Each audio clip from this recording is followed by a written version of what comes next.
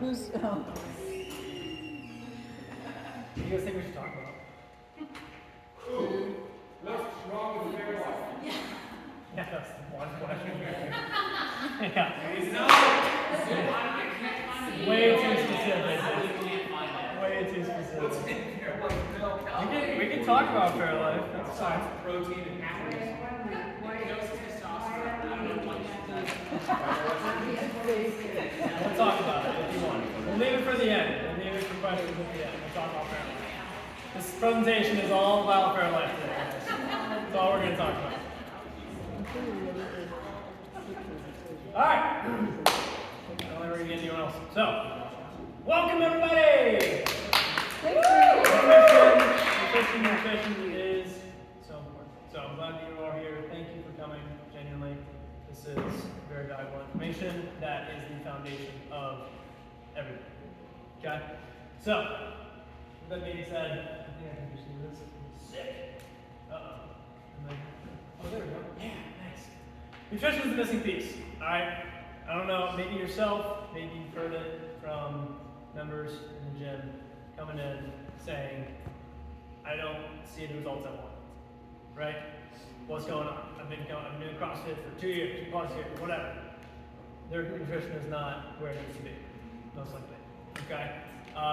So, today's presentation is not only talking about fueling for performance, but also just for life in general. Okay? Because we need to have energy for things outside of this as well, right? And what you do outside of the gym and outside of eating for performance is just as important. So, nutrition is a missing piece. Today's purpose, like I said, we're going to talk about fueling not only for CrossFit, but also for overall health. We're going to talk about carbs. Yep, everyone's favorite word. We love them. We're going to talk about food quality. We're going to talk about recovery. We're going to talk a little bit about that. Okay? So, to start, I want you guys to split into 2 groups. I'm going to give you a whiteboard and a marker, and I want you guys, as a group, I want you guys, as a group, to come up with a pre- and post-workout meal / snack. 1, 2, 3, 4. Okay. And then, what's that one? Sorry. Sergio Paul? He comes in at night. Not what you think. Not what you think I would say. What you genuinely think. Different ends of the clock there. This is I'll give you guys 4 1 to 2 yogurts minutes. topped with Sour Patch Kids. Some sort of carb. Pre is. Yeah, we have Naomi here. She's. Is this what we eat or is this what we should eat? Is this what we should eat? This is a good example. This is what we think. what you guys, yeah, what you think would be supportive of performance and recovery. Pre and post. Some oatmeal. For free. Fast digesting carbs. Yeah.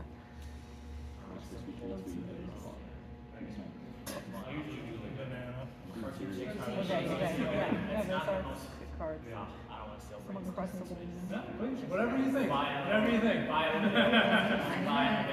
We should eat something that's not high fat. Or no, I was thinking this for free. So definitely some protein. Protein. Also need carbs. Lots of for post? Snickers? Yeah, a little bit of sugar. Some Put some water on that for hydration. Ooh, there you go. nobody eats veggies. I do drink our veggies. I like this. Salt and salt.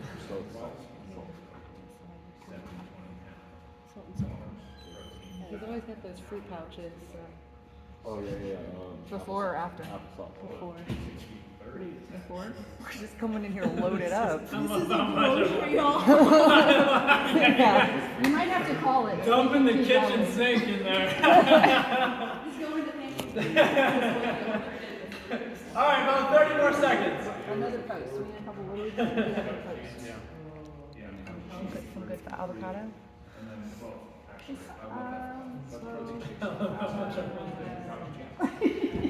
They need a song for that one, like banana. What else did you think? All right, wrap it up. Last 10 seconds.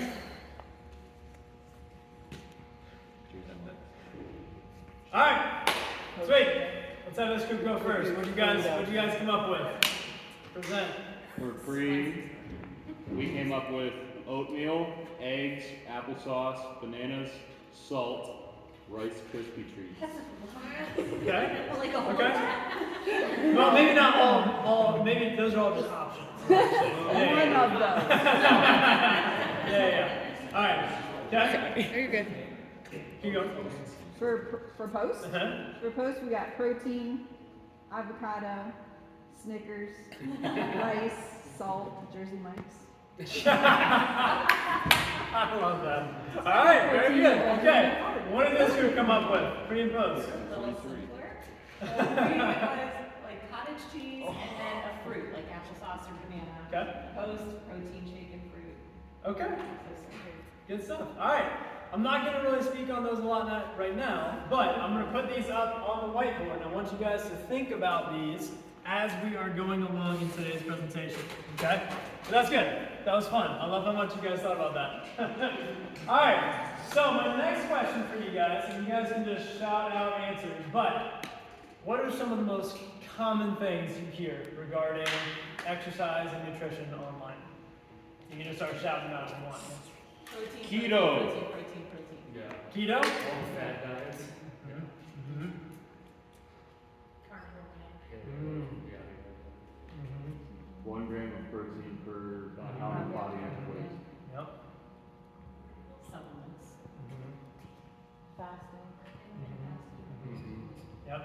So notice, pretty much everything you guys are saying is like fad, short term, like hype up stuff. Right? Everyone's like, no one is talking about foundational things, right? And the problem with that is everyone thinks that they need to be doing all of those things to see success. I can't tell you how many clients I have who come to me already fasting, already doing low carb, already whatever it is, because they saw it online and then they feel like shit. Okay? Because they don't work. I mean, they work in the context of a well-rounded diet, but they don't work as the foundation of your nutrition. Okay? So, yeah, gotta be careful with what you hear on the interwebs. So, let's talk about some of these things. So, carbohydrates, aka carbs. All right, everyone's favorite word. These are your body's main fuel source. Okay? And I just realized I'm actually going to pull this presentation up on here so I don't have to keep looking behind me. All right, much better. These are your body's main fuel source. Okay? I don't care what anyone else says. Protein, fat, no. All right, carbohydrate. Your body prefers carbohydrates. Your brain prefers carbohydrates. They are the easiest macronutrient for your body to convert into glucose and then into ATP, adenosine triphosphate, which is our body's energy currency. Okay, think of that like money. All right. Two main places that glycogen, which is stored glucose, is stored. That is in the muscle and in the liver. Okay. So when you are exercising, depending on the type of exercise, as you can see from the chart, your body is going to be using a different fuel source. Not only one fuel source, we're always using a combination of fuel sources, but it changes based on the length and the intensity of the workout. Okay? So the three main energy systems are the phosphagen, which is extremely quick, the anaerobic, which is 10 seconds to a few minutes. So for a lot of CrossFit workouts, we are in an anaerobic system. And then the aerobic, which, as the name implies, is when you have oxygen, a readily available supply of oxygen. Anaerobic means without oxygen, aerobic with oxygen. Okay, so when you are, right, super out of breath, you aren't getting as much oxygen into the system, so your body's in that anaerobic or maybe even phosphagen systems. Okay? So based on the energy systems used, you're using a different, what's called substrate. So we've got muscle glycogen, plasma glucose, which is just essentially sugar in the blood. Plasma-free fatty acids, which is basically fat in the blood, and then other fat sources. So right now, we are all actually using majority fat for energy.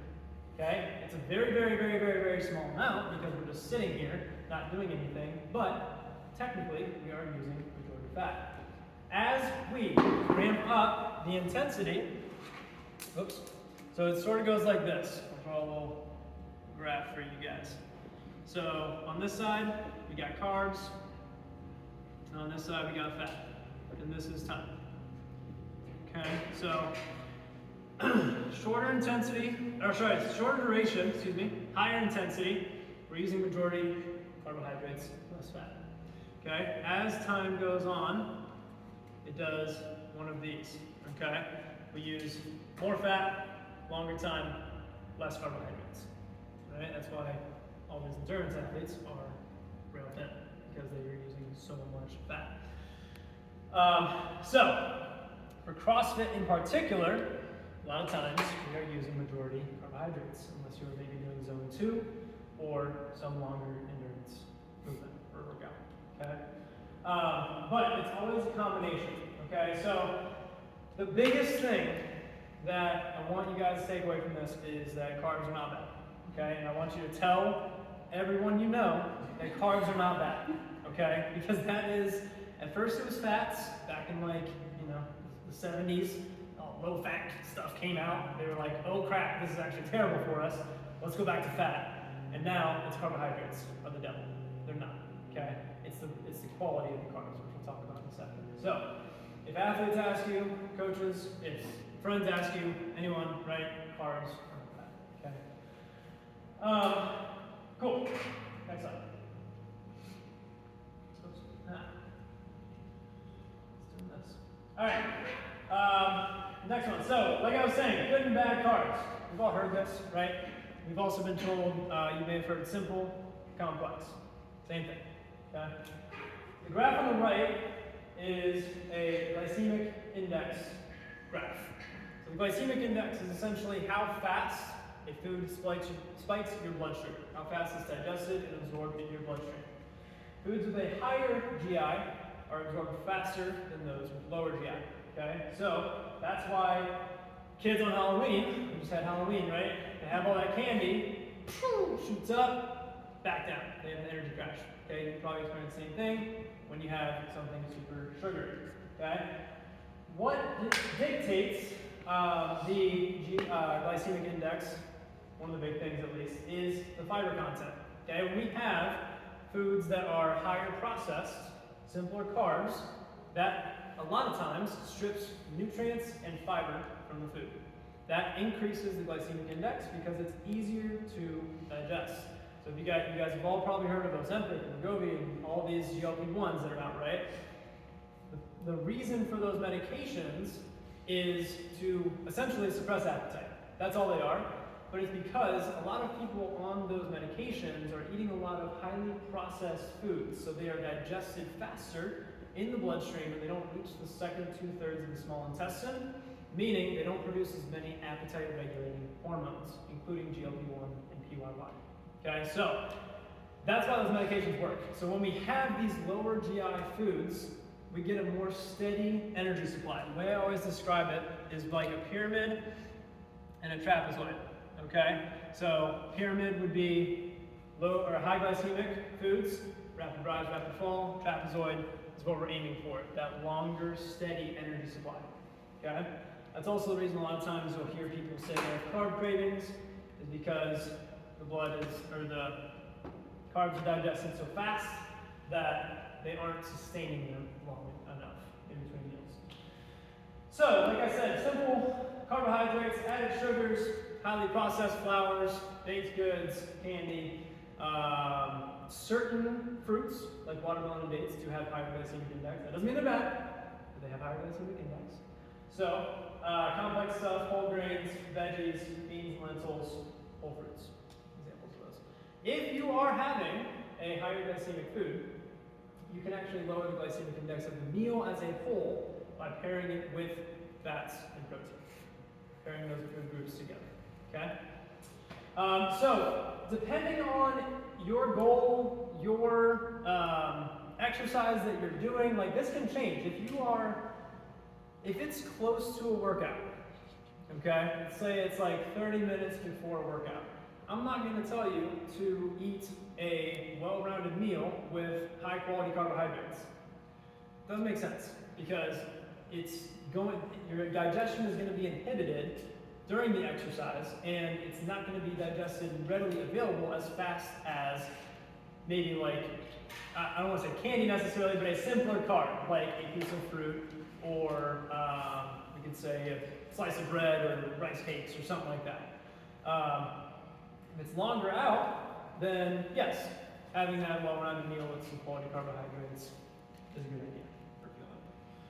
So it depends. It's not necessarily that all simple carbs are bad. In the right context, they can be helpful for you for fueling. Okay? Sweet. Next one.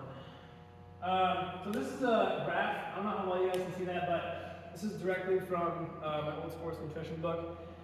This is a graph of carbohydrate recommendations for various sports.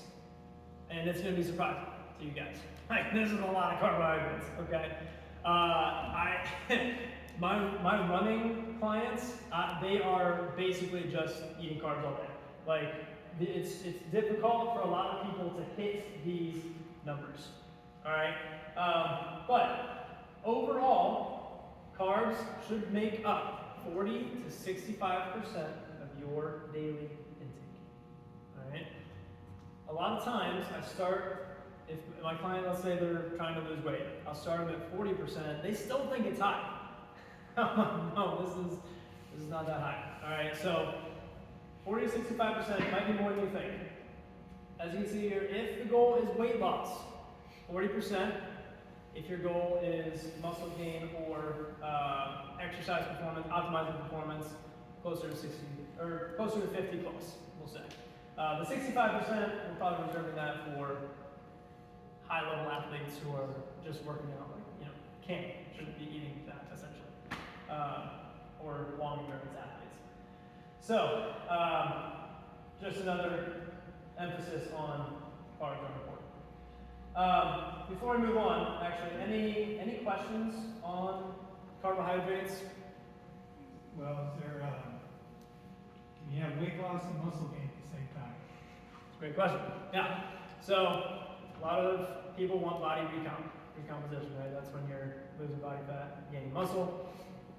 If you are eating enough to support muscle production, you are probably losing fat at the same time, is what I'll say.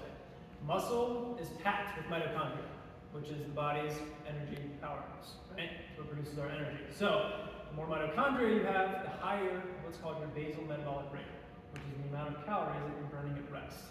So theoretically, the more lean muscle tissue you have, the more fat you're going to be burning. So it helps with that fat loss, essentially. So it's not like, there isn't necessarily like a recommendation just for body recomposition. You're still going to be in a slight caloric deficit, but you're still going to be eating enough to support muscle production if you are putting resistance on the muscles. Does that make sense? Cool. Yeah, good question. Any other questions? Cool. All right. Next, let's talk about food quality. So, in the context of overall health, food quality is more important than quantity. Okay? If there were 4 pillars of nutrition, ranging from most important to least important, this is what I tell my clients. Bottom, most important, quality. Okay? How close to whole food are you eating? Above that, quantity. Above that is frequency, how many times you're eating in a day, and then above that would be timing. So that's eating in relation to things like exercise and sleep. So if you haven't nailed that quality piece, you should not move on to quantity. Okay? A lot of times they can be worked on in conjunction with one another, but the quality is going to, as it says here, do things like reducing inflammation, increasing your nutrient density. You're going to be getting less additives. Okay? There was this guy in Brazil who came up with the NOVA classification system, as you can see on this chart. This is essentially grouping foods into 4 groups, from whole foods to ultra processed. There's a difference between processed and ultra processed. Okay?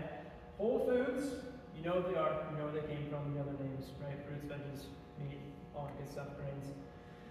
Group 2 is processed culinary ingredients. So these are things that you are going to use in cooking, but aren't going to necessarily have by themselves. Things like honey, oils, stuff like that.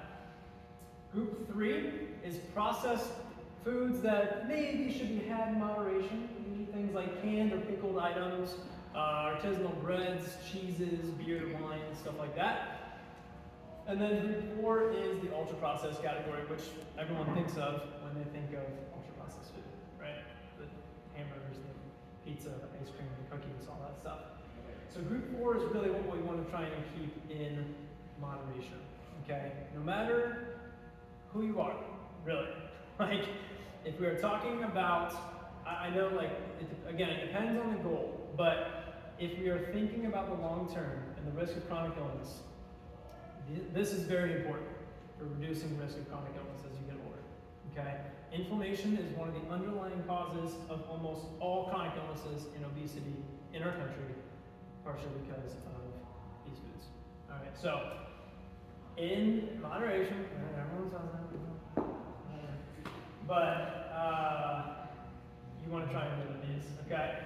So if you are to have a group 4 food, maybe try pairing it with a group 1 food, you know, or group 2 food, so that you're getting more nutrients. Because what we're talking about here is nutrient density versus caloric density, okay? You can take 100 calories of broccoli and 100 calories of Big Mac, and it's going to look very different, right? First of all, you're probably not going to be able to eat 100 calories of broccoli, because that's a buttload of broccoli.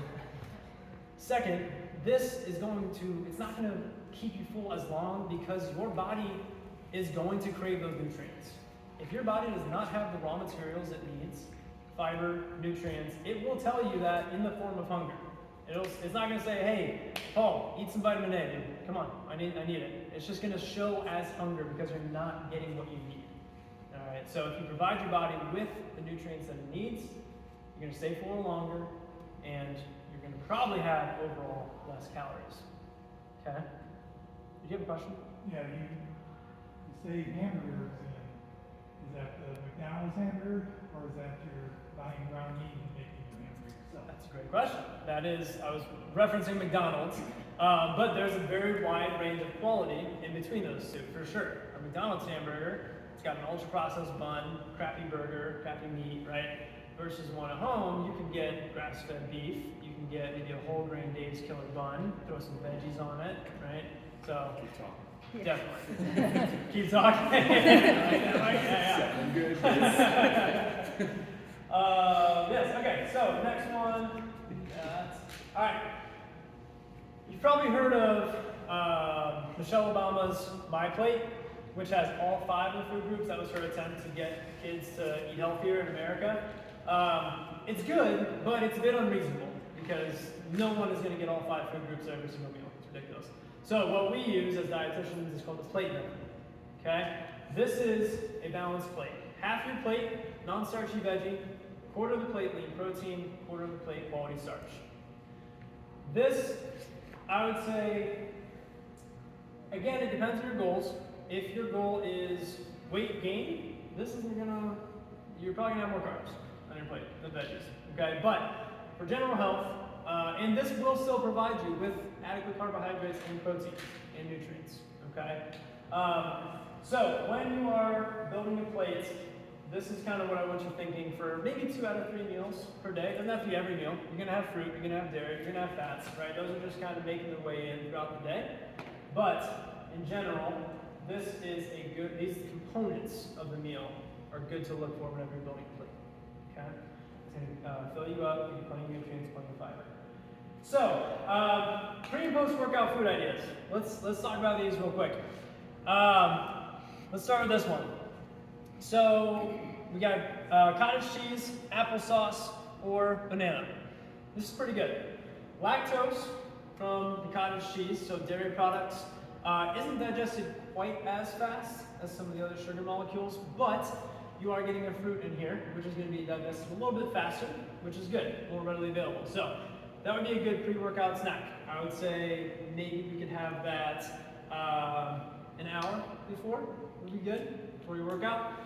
Post-workout, we have protein shake and fruit. So, let's talk about post-workout real quick. And I don't know who came up with this, if it was majority stage now, but yeah. So, most of the time when people think post-workout, they are thinking protein, right? It's not all about protein, okay? We'll talk about that in a second. Yes, you can have a protein shake, but you need to pair it with a carbohydrate. We did, correct. I'm just using some. You did great, Stacey, you did great. We want roughly a 2-to-1 ratio of carbs to protein post-workout. The reason for that being, remember when I said the glycogen is stored in your muscle tissue? You're trying to replenish your glycogen stores so that your muscles, next time you do some bicep curls or some toes to bar, can readily access that glucose, okay? It's a very accessible form of energy for the muscles to take it straight from the muscle tissue. So we want to keep those glycogen stores nice and strong and stocked up. So that's where the carbs come from, and then obviously the protein is for the amino acids to rebuild muscle tissue that you theoretically just created some microfractures in. So this will be good. I like this. Let's look at this one. So we got yogurt, oatmeal, Rice Krispie treat, eggs, applesauce, and salt. So a lot of this is good. We have some carbohydrates, which if we're talking about pre-workout, like I sort of said, carbohydrates pre-workout is what you want, right? We want carbs pre and post for fueling and for recovery. So they got some carbs in here. We got some oatmeal. We got some Rice Krispie treats, banana, applesauce. So that's good. The eggs, it's not bad to have a well-rounded meal with a protein, starch, and veg, maybe a couple hours before. Totally fine. That'll give you plenty of fuel for your workout. But it should probably be a couple hours before, right? Because it takes roughly 2 hours for that food to leave your stomach and into your small intestine. So you want to try and minimize the GI discomfort as much as possible. So be careful with how close you eat to your workouts. But that's pretty good. Salts, we'll talk about electrolytes in a little bit, but Payne, I know, loves his salt. So that's why this ended up in pre and post-workout. Post-workout, we got protein, avocado, Snickers, rice, Jersey Mike's. So in terms of the Jersey Mike's, it's not, again, bad to have a well-rounded meal post-workout. That's fine. Like if you can time it where you have a well-rounded meal before and after your workout, totally fine. You don't have to do a protein shake. You don't have to do anything super specific like glucose gels or anything like that. That'll be enough to replenish your stores and keep you fueled. So depending on time, you know. And then salt, again, we'll talk about. The fat, yeah, the fat and the avocado, that's, we don't really talk a lot about fat post-workout. It can be included, but we're more trying to get healthy fats in throughout the day. But that is a healthy fat, which is great. Some other pre-workout ideas could be, like I said earlier, rice cakes, bread, smoothie is a good option because it's already partially digested, so it's going to be faster digested in your system. Yogurt was on here, it's a good one. Fruit, but those are the most common that I recommend. And then post-workout again, well-rounded meal, 2-to-1 ratio carbs to protein. Okay. Can you specify what type of yogurt? Yeah, that's a great question. One second, Mike. So, do you mean like, what do you mean? Fruit-filled, plain green. Yeah. Okay. So I'm a bit of a stickler on food quality.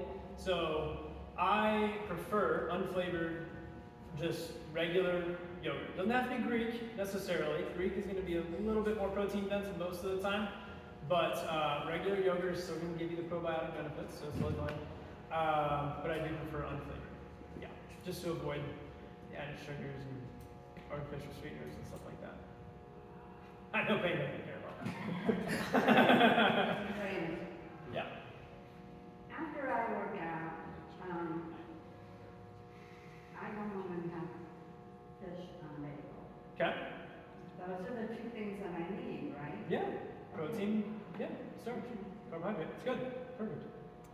So you mentioned smoothies. Yeah. Can you talk a little bit about the correlation between like carbohydrate particle size and glycemic index? Yeah, Regardless so, of like type? yeah, I think we were talking about is like smoothies with just fruit can be like a super high glycemic index. Is that what Yeah. you're referring to? Yeah. So yeah, if you do a smoothie, it's similar to like juice. Basically, if you just do like water, ice, and fruit, you're basically just having juice. And juice, although it can be derived from whole food, it's still very high in sugar. So it's going to spike your blood sugar pretty significantly, like equivalent to soda, essentially. So what Mike is saying is, if you have a smoothie, it's helpful to have other food groups in your smoothie and additional fiber. So what I would recommend is like some oats for some fiber, a veggie of some kind, maybe some kale or spinach, maybe some protein powder. You can also do some avocado or nut butter for some fat. And also, those ingredients are going to depend on when you're having it, right? Because if like you're having it before or right after a workout, or like way farther away Yes. from a workout. Yeah, correct. Yeah, so if you're having it before the workout, the fruit smoothie would be fine. Yeah, totally, because it's going to be faster digested. Yeah, good point. But post-workout, if you want to have a smoothie, I would recommend all of those food groups in there. All those things. Yeah, good question. All right. I think we're moving on. Yeah, any other questions about food quality? I could dive into this for so long. Organic versus, conventional. Great. Yeah, good question. So this is a tricky topic because it depends on a lot of factors: finances, availability, preferences. So I can tell you what my fiance and I do is we've agreed on the Dirty Dozen that we'll buy organic, right? Those are typically the foods with the most pesticide use in America. Unfortunately, we have really crappy regulations on pesticides in America, so I am not a fan of those. So I would like to maybe purchase more, but it depends on my situation. She studied finance and economics, so she wants to spend less money, so that makes sense. So that's what we've agreed on. But the one thing that I do recommend purchasing organic is dairy, and that's because organic dairy does not have antibiotics used. Those antibiotics, traces of those antibiotics can get into your gut and disrupt your gut microbiome, which can potentially contribute to dysbiosis, which is not good. We want our gut as healthy as possible. So that's the one that I recommend purchasing, grass-fed / organic, but everything else it kind of just depends on. Yeah. So when you say organic, sorry, when you say, yeah, like with all There's a lot the of different terminology. milks and Yeah. different things, like kind of break that down. Yeah. The organic actually compiles a lot of things. The USDA organic symbol is what you want to look for. That means it's actually organic. Now, I'm not going to be able to memorize this whole list off the top of my head, but it essentially means a lot of things. They've checked for a lot of things. It's antibiotic use in agriculture. It's certain pesticides. I think certain ones can still get through, even if it is organic, which is annoying, but it's just the way it is. So yeah, it depends. What you're referring to, I think, is like all the food marketing lingo, right? Like natural and grass-fed and pasture-raised and all that. So I would say, in terms of agriculture, purchasing grass-fed beef / organic beef, wild-caught seafood, pasture-raised poultry are going to be your best options. Those are going to be the cleanest. Can I just have a point from school? Sure. So, if you are going to buy any kind of produce organic, the one that's the most important is leafy greens. Because fruit, the jury's kind of out on how much fruit, derives all those things from the ground. The only thing that you really have to, and they're also a lot easier to clean. Yeah. You can clean off and wash fruits of things that have been sprayed on them. But one of the other things that conventional producers versus organic producers have a lot more freedom on is also their fertilizers, which there's like a whole bunch of studies done on nitrates versus nitrites and all that stuff. And conventionally produced leafy greens have like really, really high amounts of those things that have been proven to be not so great. So if you are going to pick one produce to do organic, at least plant produce to do organic, it would be leafy greens. Yeah. a good point. And again, if you just want to look up the Dirty Dozen, it's a publicly available list. But also, that I think is again like, if I want you to think about the foundations, like that's a higher level thing of nutrition. Make sure, like if you're not getting 5 servings of fruits and veggies in per day, you should be focusing on organic versus non-organic, right? Like that's a foundational thing. So keep that in mind. That's a good point. One more question. Yeah, go. If you were cooking, we don't do a lot of dairy, but if you were looking for a substitute for raising cooking, like soy milk, oat milk, almond milk, there's all these different, what else, like what would you suggest as an alternative that's not just pump full of sugar and everything else? Yeah. It would depend on whether the person has actual lactose intolerance or not, or if it's just like a milk thing that they don't like. But I know there's a lot of talk on like almonds and almond milk and like gums and stuff that are used in those. You can find ultra clean nut milks if you really look. They're expensive as hell, so you're probably not going to buy them. So the best alternative to that would probably just be an unsweetened almond milk. Yeah. Oat milk, it's not good? Oat's fine too. Oats tends to be higher in sugar, so you just got to pay attention to that. But no, oats also fine. Okay. Yeah. I heard something about, and this might not be true or not, but I heard like the oat products and oat milk tend to have a higher like glyphosate, due to like pesticides. Well, yeah. So grains, a lot of times in America, have a lot of glyphosate. Yeah. Which I think is That's what the you're word, thanks. referring to. Yep. Yeah, and glyphosate is, it's really interesting actually. I have clients who will go abroad to Europe and they will eat grain products, but they can't eat them here, and they come back like, Brady, I feel so good. I don't know what's going on. And I'm like, yeah, it could be glyphosate. It's one of the most well-used pesticides in America on grains. So, yes, if it's not organic, it probably has some glyphosate in it. So if you want to purchase organic, you might be better off. Yeah. You got a question too, Shay? No, when you start talking about lactose, that's me. Lactose intolerant? Yeah. So, I mean, a couple options for that. You can do lactase pill to help. You can, Yeah. And then I don't know how much you know My about. son and I both are in the same boat. Yeah. His choice is to take the pills and then he eats whatever the hell he wants. My choice is, I'm just gonna avoid that stuff to begin with. Have you tried A2 milk? No. There's A1 and there's A2 milk. You can try A2. Some people have found that A2 milk is better digested by those with lactose intolerance. All right, moving on.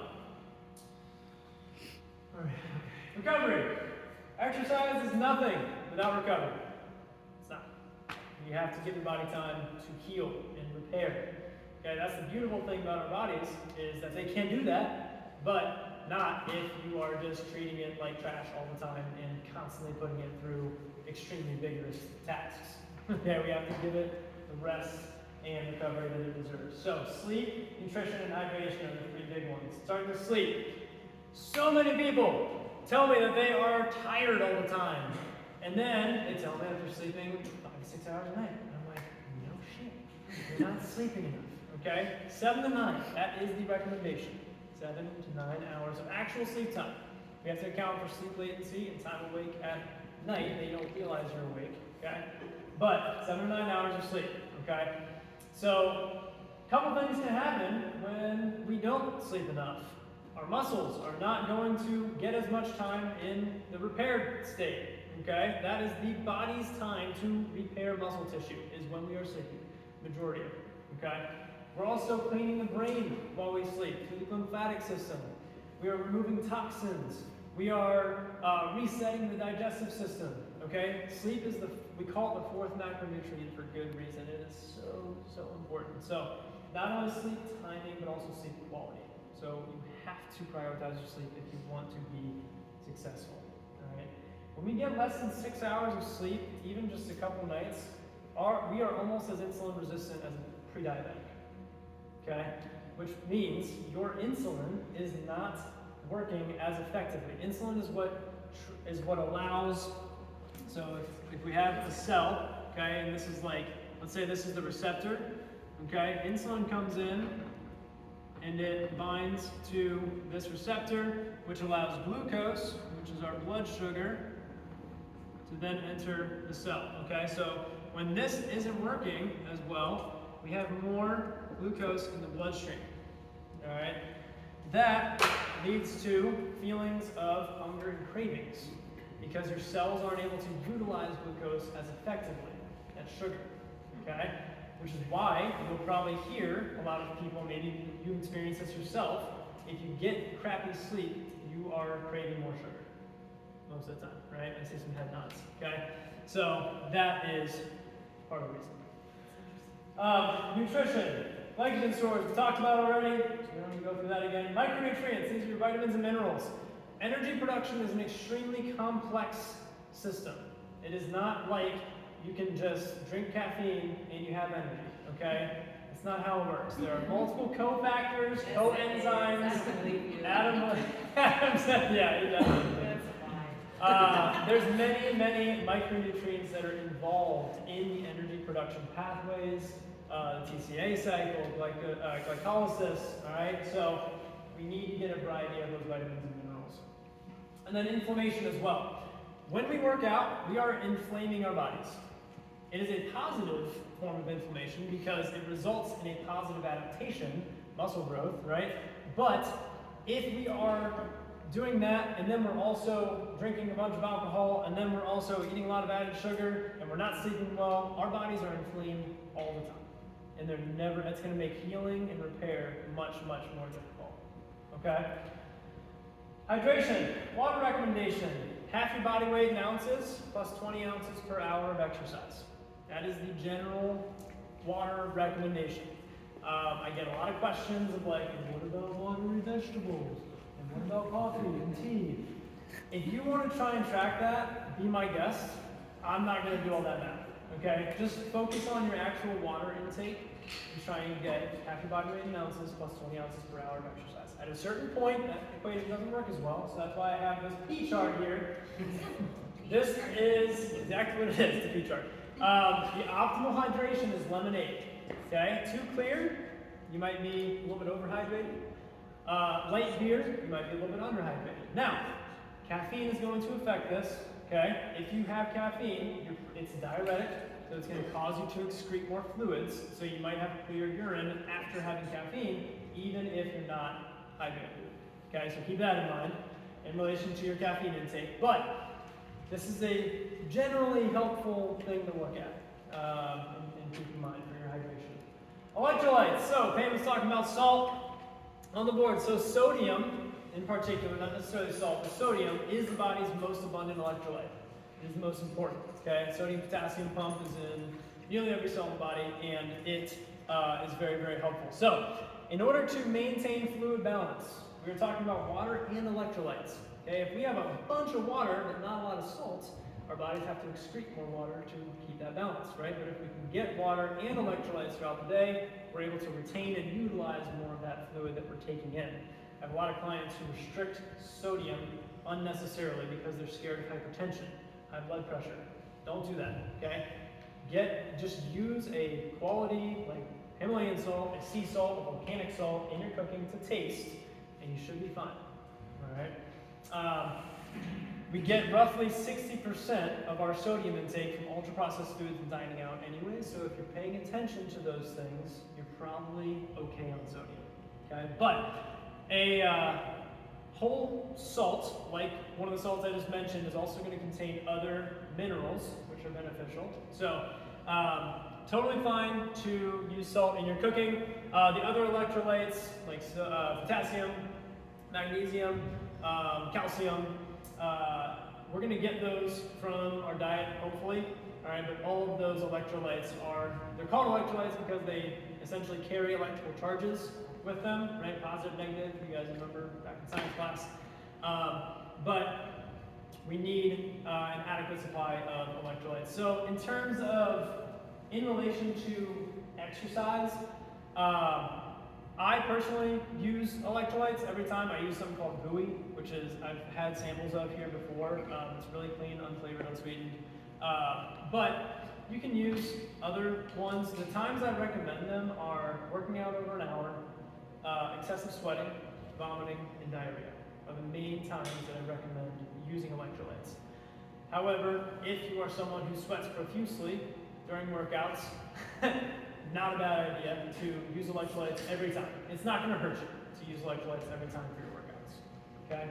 If anything, it will help with, because when you exercise, when you use your muscles need those electrolytes to contract, essentially, and to be utilized. So, not as many electrolytes, you're going to cramp up. Okay? Next part of recovery, we were talking about protein. All right, cool. You're probably getting enough protein. Let me just say that. All right. 1 gram per pound is wrong. Okay. Sorry to say it. That is an insane amount of protein. For a 200-pound person, that's 200 grams of protein. That is extremely difficult to hit, guys. All right. And that's going to take up too large of a percentage of your overall intake. All right. So the recommendation for optimal protein is 1.6 grams per kilogram of body weight, not pounds. So, for example, for a 200-pound human, that is roughly 145 grams of protein per day. 1.6 grams per kilogram. Okay. So everyone's coming out with protein packed everything. We got protein water these days. All right, it's ridiculous. We don't need all this protein. Humans evolved for centuries without even hunting.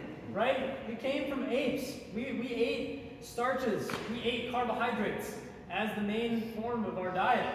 It wasn't until we started hunting that we had protein. Okay, so our bodies haven't evolved out of that state. We still don't need that much protein. All right. 2 things. First one, when we weren't hunting, we were all like 4'10" and like 85 pounds soaking wet. Second thing, is your recommendation for sustenance or for muscle growth? For muscle production. Minimum protein to prevent muscle atrophy, which is the breakdown of muscle, is 0.8 grams per kilogram. So this is double that. So this is double. That's very high. Yeah. Okay. Good question. That's a good point. We were smaller humans. But this is still the recommendation. Not 1 pound, not 1 gram per pound. Did you have a question? Yeah, kind of back to like when we were talking about the pre-workout snacks and you were talking about maybe not having something with protein. Can you talk about more about that and just kind of like the digestive of protein and like when you would have it, why you wouldn't have it before 2 hours before working out? Yep. So the third bullet point here, the total amount of protein for the day is more important than protein time. They used to think that the anabolic window, right, that period of time after a workout where you're supposed to put on more muscle, that used to be more of a thing than it is now. That's kind of been debunked. They found that it's more important to get overall your required amount of protein for the day rather than nailing it right after a workout or getting a protein right after a workout. As far as protein beforehand, it doesn't hurt by any means to have those amino acids in the bloodstream, but if you're getting adequate protein, you will be able to rebuild muscle tissue just fine by just getting the overall amount of protein that you need for the day. Protein is also a satiating nutrient, and it takes a little bit longer to digest. So if you have too much protein close to a workout, it might not be fully digested by the time you work out anyways. So that can lead to some GI discomfort, and you don't necessarily have to have those amino acids like in the bloodstream while you're doing curls, right? Gotcha.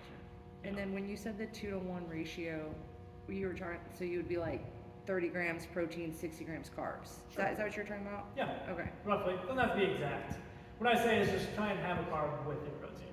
Twice as many carbs. Yeah. with protein. Okay. Is it true that your body can only absorb a certain amount of protein?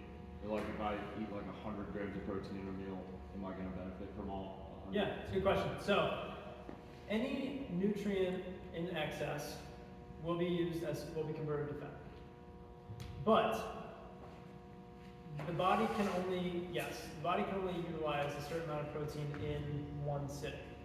So the kidneys, if you've ever gotten blood work, you've seen BUN, which is your blood urea nitrogen, and creatinine are on those comprehensive metabolic balance. So if those are high, that probably means you're getting too much protein.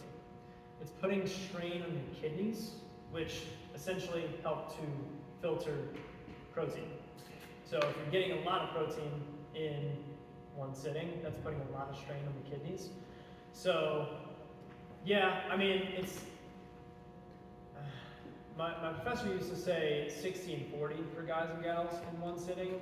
I don't know if I fully believe that after just reading more and educating more, but I think, yeah, you can probably handle more than that, especially if you're having multiple food groups in one meal with that protein. If you were just having like 100 grams of straight protein, that's going to be extremely taxing on the body.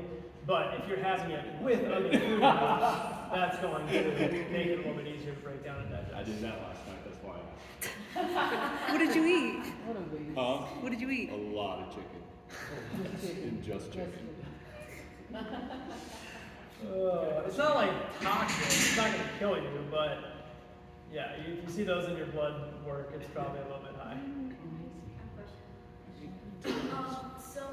So 1.6 grams per kilogram of body weight. So for me, that would be like 89 grams of protein. With that, I definitely eat way more. For sure, just because like the amount of food that I eat. So what, like, if you're saying that 1 gram per pound body weight is way too much, what is like if I eat 120 grams of protein a day, is that a problem? Why is it a problem? Because I just love steak and chicken and yogurt. Like I just like foods that have a lot of protein. Like those are the things that I crave. So I don't know if you could like speak on that. Yeah, that's a good question. Like I said, it's not like our bodies are pretty resilient. It's not gonna you're not gonna keel over and die tomorrow. But you gotta look at it in the context of your overall diet. It really depends on your overall caloric need. I would say, like, if your goal is weight gain or muscle production, you're probably okay to have more than this, right? But the percentages, some people go off of grams per kilo, some people go off of percentages. I prefer percentages just because it tells you your overall diet and how it should be balanced. But it's when it starts taking away from other food groups, that's when it becomes an issue. A lot of clients ask me, they're like, oh, I went over my veggies, oh, I went over my protein. I'm like, it's not the biggest deal, but I see that your starches are extremely low, right? I see that your dairy is extremely low. Like, we need all of those food groups. So it becomes an issue if it takes away from other food groups. Yeah. When you are talking about adding to or taking away from food groups, you're talking about within the confines of a daily caloric intake, right? Right. Is that also where that model is built, the 1.6 grams of protein per kilo of body? Like you said, any more than that, you might be outweighing something else. That's a good question. That's more, that 1.6 was derived, from my knowledge, more from like specific studies on optimal protein intake. Yeah. Not necessarily like looking at the context of an overall diet. Yeah. Which is why sometimes they differ, right? Right. Like you can be aiming for 1.6 grams per kilo, but then you calculate your overall calories and percentages, and you're like, oh shit, that's way over, way under. Right. So sometimes they don't match up, for sure. Right. So that's a good question. I think this number is more to say we don't need as much protein as people think. Sure. I was just wondering, like, what scope, like, is that off of that 2,000 calories a day standard? That's a good intake? question. Because, you know what I mean? Because, like, all of us sitting in here, probably more than that. Like, and that's okay, right? Like Naomi just said, she'd be at 89. So that's 360 calories from protein, which is like a drop in a bucket if she's trying to gain weight. Like, correct. so she's got some wiggle room there to go up. So yeah, this is not like, if if you go, again, there's a range. Yeah. There's a range to this. This is not like an end-all be-all number right here, okay? If you guys are at 2 grams per kilo, that's probably okay. So, like I said, what I would recommend, I prefer percentages. Just if you really want to calculate your overall caloric need, then break it down into the carb, protein, fat, whatever your goal is, right? And there's a million options out there that will help you calculate this these days. So weight loss is going to change versus weight gain versus muscle gain. Like all of these have different macronutrient recommendations. So I would go off of percentages because it gives you the total number of calories and then grams of each. But this is, if you just want to focus on protein, this is the number to shoot for. It's a good question. Yeah, sometimes I don't. Very defensive on protein. I knew everyone would be. I knew everyone would be. 100%. Plus it's just expensive, you know? Alright, next question.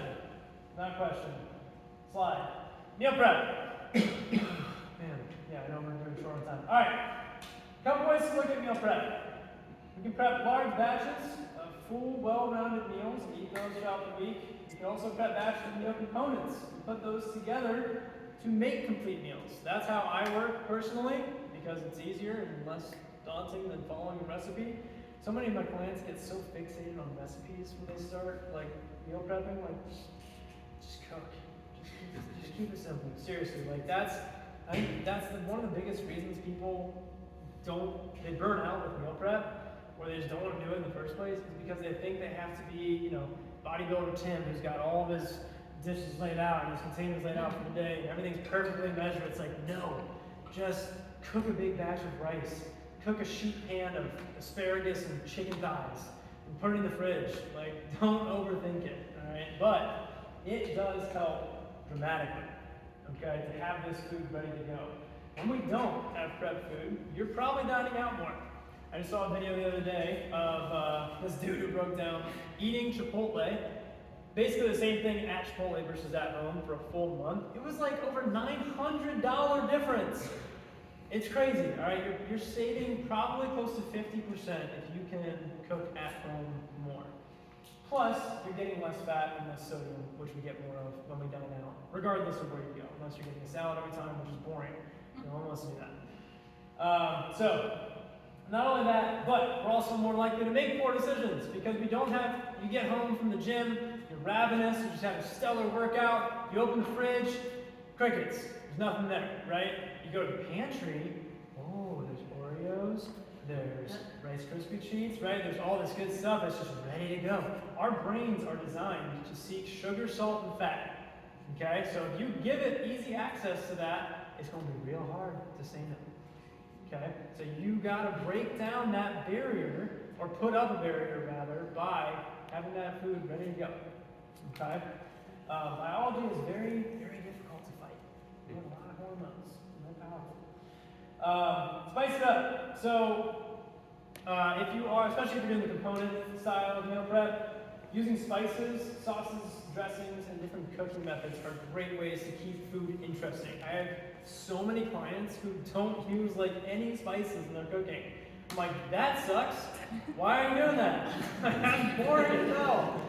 Like, use some, I always recommend like get some spice mixes, like a Mexican mix or an Italian mix or Indonesian, I don't know, whatever you find in the store. But there's all these pre-made blends. You don't have to think about, oh man, okay, I'm feeling Asian. What goes with ginger? I don't know. Like, just get those pre-made mixes so you guys can just dump it on and boom, you're in China for the night, okay? Keep it interesting with spices. Plus, spices have a lot of benefits too. Turmeric is a potent anti-inflammatory. Garlic is a great anti-inflammatory, right? Cinnamon is great for blood pressure. All these little things. Oh. What about cayenne? Aaron, did you see that thing about Aaron Rodgers? No, I did not see that thing about Aaron Rodgers. Cayenne? What about it? Good? I mean, cayenne's good, yes, but eating spicy foods in general is good for us in moderation, as long as it doesn't cause like discomfort for you. Yeah. Yes, so sauces, dressings, you gotta be careful with the fat and sugar in those, obviously, but cooking methods as well. Get an air fryer. Like, those things are stellar. Use your oven. use the pans, use, I don't know, slicing techniques, like cut things differently. There's so many ways to make food exciting that we don't use. We just always do the same stuff. Just put it on a pan and cook it. So keep it exciting, keep it interesting. All right, next, almost done. Oops. This is just a list that I've compiled of easy grocery options. If you guys want to, I don't know, take a picture of those or something. But this is something that I give my clients frequently because a lot of people are short on time. So these are just a lot of like pre-made, easy, good go-to things that you can keep stocked at home that are higher quality options and can be made into meals by putting these things together. Okay? It's not very extensive, but it works. All right. Any other questions about anything? Anything weird? Are you talking about Fairlife? No, it's all. Yeah. So okay, Fairlife. It's yep. Just say. So Fairlife is ultra. It uses an ultra pasteurization technique. Is what. So basically, it does have a little bit more available protein than other milks, but it's not organic. It's not grass-fed, so there's give and takes. There's higher protein, but it's not as high quality as I would choose. I don't choose Fairlife. I don't do the core power shakes or any of that stuff. Plus don't get me started. Oh, all these shakes, like Fairlife protein shakes, have both real and artificial sweeteners in it. I'm like, why do you need to do this? I only drink the milk, I don't want nothing else. Just the milk, the Fairlife milk. Not Like I said, it's got higher protein because of the processing technique, but it also doesn't come from like cows that I would want to get my milk from. That's all. That's fine. Yeah, they've been there's like alleged animal misconduct stuff with Fairlife. I don't know if it's true, but like I said, I just recommend getting organic milk instead. Fairlife isn't like this super milk. It's not. Yeah. Any other questions? Yeah. These are great questions. I got a private question. All right. All right, well, that's all I got. So thanks, guys, for coming. Thanks, Brady.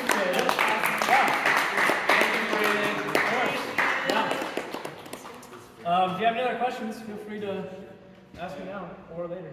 Okay, I'm still confused on the yogurts. I feel like at one point, or the lactose, I feel like at one point you said it was a good pre-workout, but then not because it takes too long to break down. Depending on the time that you have it. If Okay. you have it like an hour before workout, it's fine. But 30 minutes is probably not going to be fully digested. So what should we, so in the car, we should be nibbling on some